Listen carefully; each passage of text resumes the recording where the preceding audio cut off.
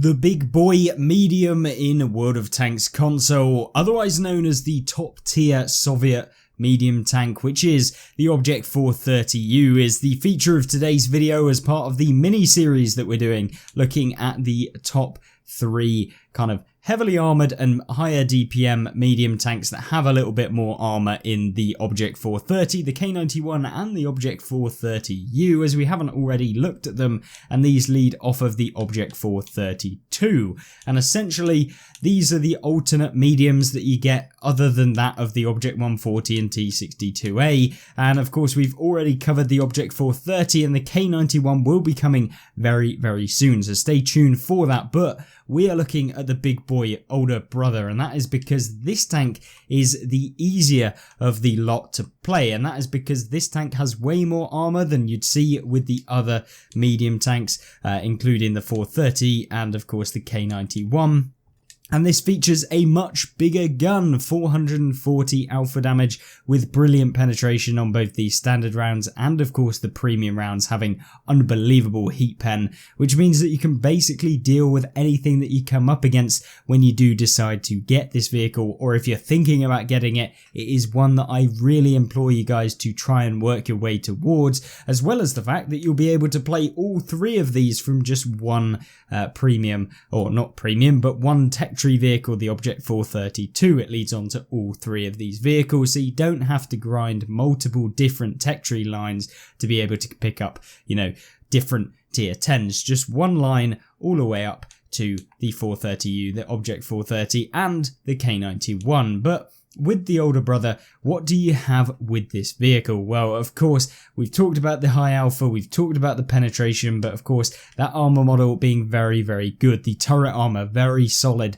on this vehicle, allowing you to brawl with a lot of the other heavy tanks. And of course, you can outtrade most vehicles at tier 10 that you'll be meeting, even things like Conquerors and stuff like that. And we're going to see a replay in just a second where we're using this tank in that brawling playstyle and kind of more of an aggressive playstyle for this vehicle. But predominantly, of course, this is based around that kind of more heavily armoured and bigger pack-a-punch gun that this thing has, allowing you to do plays that the other mediums just can't quite give you, and they certainly aren't able to do with the other ones that sacrifice that the higher alpha damage that this one doesn't have to do. But of course we are using the skin, it makes it look cool. It's one of the only ones of the Soviet line that has the skin. I believe the T62A has a skin as well.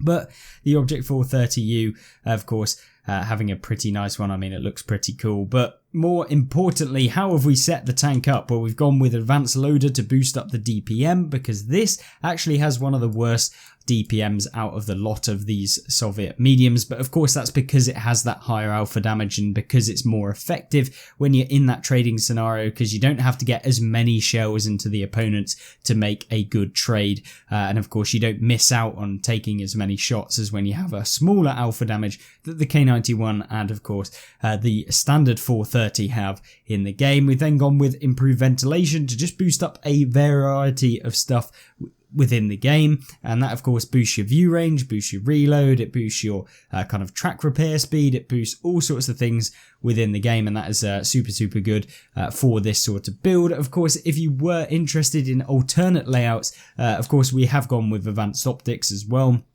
to boost up the view range so that we can spot opponents and of course get some assistance damage, as we'll be seeing later on in the replays that we have. But alternate builds, like I said, you can go with gun stabilizer, maybe swapping out the ventilation potentially, but the accuracy of this tank is pretty good anyway, 0.32, and of course there are the speed boost mechanics that you can use, or the speed boost equipment to improve the speed and the whole traverse and stuff like that, which could be potentially beneficial since this is the slower of the kind of 3 medium tanks that we have, with the other 2 being 55 kilometers an hour top speed, this one being 48, which isn't a problem. It definitely doesn't need it. It just would be maybe nice to add on an extra, 4 kilometers an hour, maybe make it be a little bit faster than what it currently is, but that is down to your own preference. But that's kind of my setup. That's how I'm running the vehicle, and it works pretty well for me, and it just gives that all-round build that the 430U is predominantly known for, and a very solid tank indeed, and one of the ones that I think newer players and players that just want to be a little bit more casual, even experienced players. If you're just having an off day and you just want something easy to play, this is definitely one of them, and it doesn't take a lot of brain power to make it work. Key statistics to kind of keep a note of though is the 5 degrees of gun depression. It's not fantastic. Of course, most Soviet vehicles have this 5 degrees, which kind of sucks, but at the same time, it's nothing too horrible. I mean, they all have this 5 degrees pretty much. And that means, you know, you're going to have to deal with that. Of course, the K91 having slightly different with 9 degrees of gun depression. And of course, that's the bonus of playing the K91. But we'll get into that in the dedicated K91 video coming soon. But I feel like we've talked enough about the equipment, the actual statistics of the vehicle. You got 3,200 DPM. The aim time is pretty decent, 2 seconds. It's more than enough for this tank, and considering you have an 8.32 second reload, it gives you plenty of time to actually reload and fully aim, and of course reposition and that sort of stuff. Fire chance is low, so you don't have to take any fire extinguishers or anything like that. I'm running it with enhanced rations, as I always do. In terms of priority of premium consumables, number one, obviously always take enhanced rations, as it massively improves how well this tank will perform, both actively and of course passively.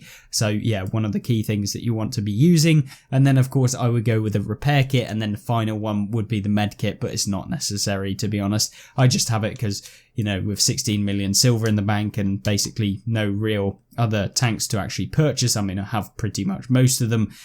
So yeah, there's not really a problem for silver for me, but of course take that into whatever you have and decide whether or not you want to run full premium consumables. In terms of alternate layouts for the commander, you have predominantly wanting to take the snapshot to increase the accuracy during the movement of the turret. You want to take steady aim to improve accuracy in general. You want Born Leader, Sixth Sense, rapid loading, camo, muffled shot, which basically just makes it a little bit easier to shoot while remaining undetected. It's not necessary. Maybe you could go with a different one, maybe something like silent driving to avoid being detected when you're moving, but it doesn't have as much of an effect when you're using stuff like heavy tanks. It doesn't really affect it whatsoever, and of course different tank classes have different bonuses from silent driving, which isn't really noted on here, but it definitely does have different effects from what I've noticed, but maybe it doesn't. I'm pretty sure it does, but yeah, it's definitely one I use on my tank destroyers and some of the medium tanks that I'm running, dependent on how I want to play them, especially if they don't have a lot of armor. You want to remain undetected to avoid taking any damage. This one is more brawler, so we're going for a more brawling build. You could go with something like Mark Target if you're going to be up close and personal and you'll be spotting for your team. It just increases the chances of you getting assistance. We don't have it on this one, but it is a notable perk that you could have. Of course, there's not really much else that I would recommend. There's just generally, there's a lot of perks that you can basically go with, but for the most part, we've gone with the accuracy and kind of camo. You could go with run and gun to increase the accuracy when moving, which would be beneficial for tanks like this, where you're kind of driving around and you might need to snapshot or something like that. It can be beneficial, but not necessary. And of course, it's down to you. And then, yeah, off-road driving potentially, maybe, depending on how you want to play the tank and if you're going for a speed build with this thing. But that is kind of how I run the tank. Of course, you are more than welcome to leave how you change some of the equipment in the comment section down below. I'll be interested to see what you guys think, and of course what you guys think of this tank. But let's jump into the gameplay right now. So first game on, we have Siegfried Line, and a map that is very, very good for this sort of tank, because you can get up close and personal. You have the potential to get a bit of assistance damage if you can spot for your team. You then have a decent area of the map where you can essentially go in and help out your team by pushing different flanks and that sort of stuff. So it's always a good one to kind of get in the 430U, so that's nice. We're running in a, of course, tier 10 matchup. That is the best matchup you can get, obviously. You can come up against tier 8s, but it depends on the matchmaker. I mean, at the end of the day, you're in a tier 10, so it doesn't matter all too much. With regards to the matchmaker, you can't really get fricked over by it, but either way, the Object 430U, we are going to push over towards this side of the map and then hopefully push down into the dip in E5 and 6, but we want to see if we can get some free shots of damage on people that might be crossing in the light tank position. At this moment in time, I'm going to push down over to here where we can hopefully spot for our team, get a little bit of assistance, which is what this tank can do. You see, we managed to find the T49. We load a shell straight into him, and there you go, we managed to track him, getting a little bit of assistance as well. So nice to have, and he gets quickly taken out. And then we find ourselves a nice little T54, and this is what this position can do. You can quite easily spot for your team, and a lot of people don't utilise this. I wouldn't recommend if you're in a light tank to go over here, as you are much preferable to go over into the field. But this is a nice spot at the beginning to get some free assistance and free damage at this point. Now you're seeing me try and poke against the Super Conqueror. I was hoping I could get a free shell, but I was a little bit hesitant. I don't know what is at the back. There could be potentially quite a few tanks that could quite easily take me out, so I take a little bit more of a passive approach here. We don't want to get spotted out in the open, but of course then our Jaeger manages to pop the turret of course the Object 257 there, which is perfect, and he gets taken out pretty quickly. But there is a AMX-30 out in the open. We are not a bot, so we know that he's still going to be there, and we place one into him blind, which is nice, picking up some more damage and taking our total to nearly 5,000. A brilliant hit reg by Wargaming there, as you saw, us actually aiming nowhere near the wall, but of course managing to clip the wall somehow. But you know, Wargaming things. But either way, of course, pushing backwards now, trying to open up that shot. Maybe we can spot this AMX-30. And I'm a little bit scared of the Super Conqueror. That tank is very, very powerful. And of course, when you only have 5 degrees of gun depression, it's not too fun. Now, instantly, I should have probably loaded the heat rounds here to try and take out the Super Conqueror. I have no team support either, and when the Super Conqueror has that good DPM and of course the solid armor, and when I can't look at the lower plate, it can be a little bit of a pain. But we'll try and get a shell on him. Unfortunately, aren't able to do that, and so instead of kind of trying to reverse all the way back where he's just going to continuously poke us, we decide to try and get behind this pillbox here. But of course he manages to clip us in the back, so we've lost quite a bit of health there. Probably unnecessary. Maybe it would have been worth to just push straight to the side, but he of course exposes the side of his turret, which is an easy pen for us. And then I guess we decide that we're too much of a big boy to go after this guy and try and get the lower plate. But unfortunately for us, we're not able to actually get the gun depression. There you go, that's the gun depression causing some problems. But nonetheless, we shut him down. It could have been very easily a very bad misplay, so I wouldn't recommend doing that in your own games.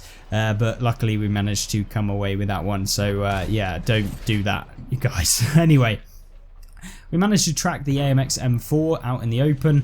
Don't manage to get any assistance from it, so I was kind of annoyed about, well, I wasn't annoyed, but it would have been nice to get that. But at this point, I'm kind of just trying to find out where these mediums are. Hopefully we can get some free damage on those and start racking up some actual damage in this game, as it's pretty much over. We've quite easily won this side, and of course just ploughing rounds now into these mediums who are out in the open. We are of course spotting some of them or sharing the assistance between a couple of us, so it's not particularly the best, but at the same time we're just going for as many of these tracking and damaging shots as possible, and primarily going for the damage if we can. And there you go, we shut down the standard B, and now it's time to progress towards whatever's left on the enemy team. There's a light, a medium tank and a heavy. There's the AMX M4 that we managed to bounce off the back of, but there is still one left alive somewhere. It appears like he is in the field, so we're going to try and hunt him down, maybe get some more assistance if we can, or alternatively get one more shell to bring this game even higher in terms of the combined damage. He does get spotted. It's the AMX 30. I decide to wait for the shell, and he goes straight into it. Lovely, lovely shot right there. And now we're hoping we can get one more. Is he still there? No, he isn't. He must have repaired just quickly, but we try and push towards him. Maybe we can get that final bit of damage. Maybe we can get the final bit of assistance. And of course, with us pushing forward and being the furthest forward, hopefully we will get the assistance, but it doesn't matter because we shut him down ourselves on the move because, of course, doing it for the memes. But victory screen there. Lovely work in this game, and definitely showing off what this tank can do in this sort of matchup, both getting assistance and also damage, which was always nice, and a lovely result there. Not even getting a mastery badge for the 8,700 combined damage, just over that, 8,800 combined. So yeah, disappointing not to get the mastery, but I'm sure we'll get it at some point later on.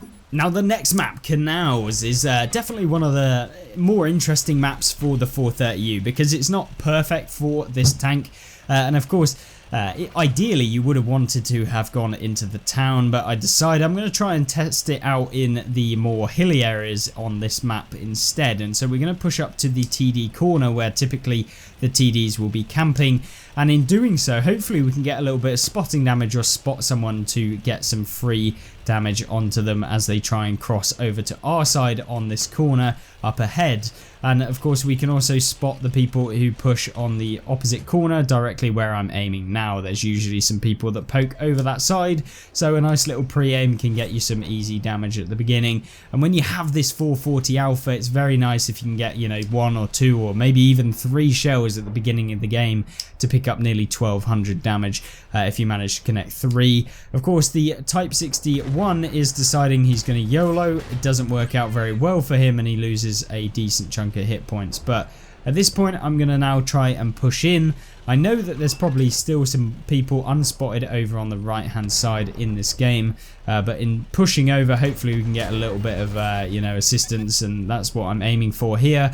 And of course pushing over to this side to potentially get into the center, where maybe we can get some shells onto the Dragon and some of the other tanks that are over here. Now the Dragon is sitting still and we're going to fully aim here, and there you go, a nice little 397. So low rolling in both the first and second shell, of course by nearly 80 damage in total. Sucks, but you know, we're going to have to deal with it.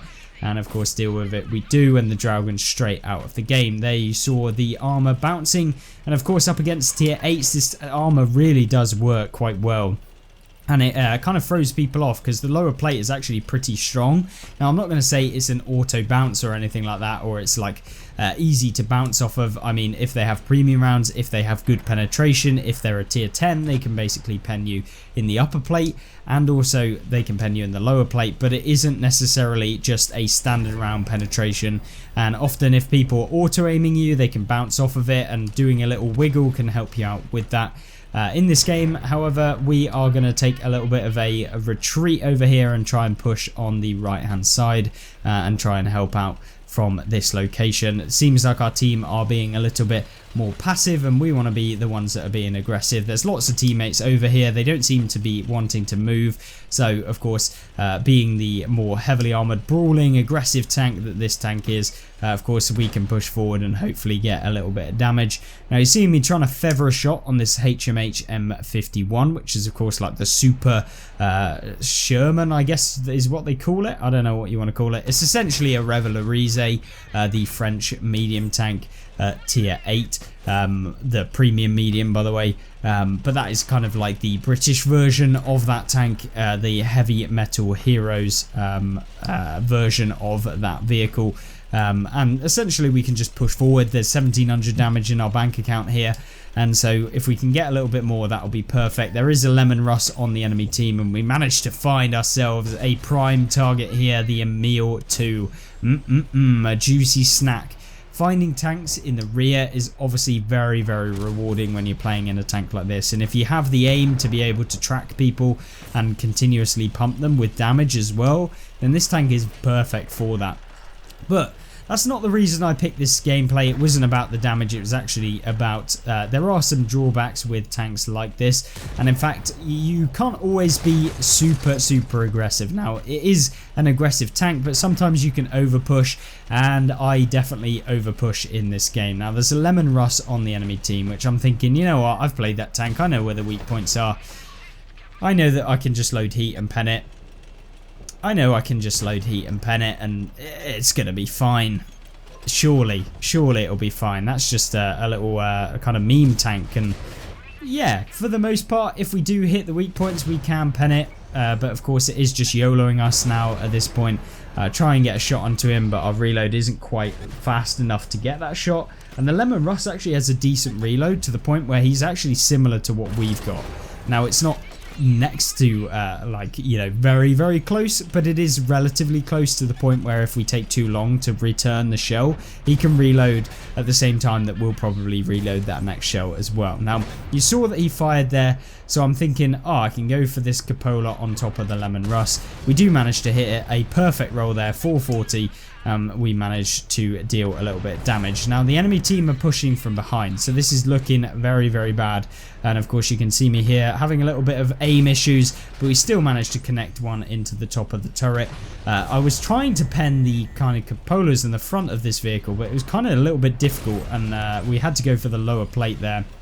Now, we try and kind of side scrape up against, or kind of face hug the Lemon Russ, but he just pens us straight away. And then I went for the kind of frontal armor of the Lemon Russ, but unfortunately we don't manage to pen it. And that's really where you can throw games. I pushed in way too far. I didn't wait for my teammates to help me out, and we end up actually losing this game, which sucks. But of course, that is primarily my fault. And although these tanks are very strong, you can make misplays. And having been a player that's played over 24,000 games, yes, I still make tons of mistakes within the game, and I do get punished sometimes. So, you know, it's all a learning curve. But of course, the Lemon Russ on the enemy team had a fantastic game there, 8,000 damage, a really, really good one, and farmed us up for sure from nearly full health actually, which is kind of gutting. With the back chat finishing us off. Apologies, but a really, really good tank. I love the 430U. It's definitely a very, very strong one in today's meta, and it's probably one of the better of the three vehicles.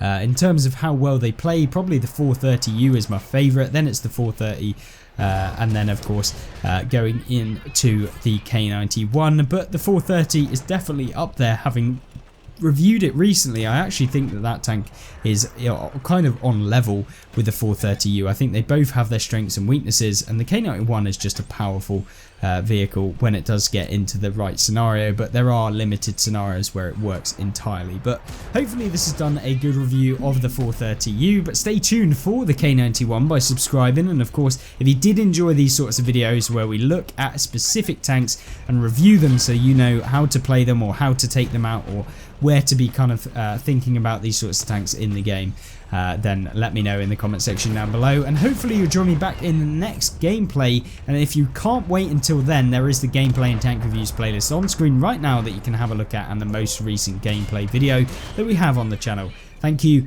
and goodbye.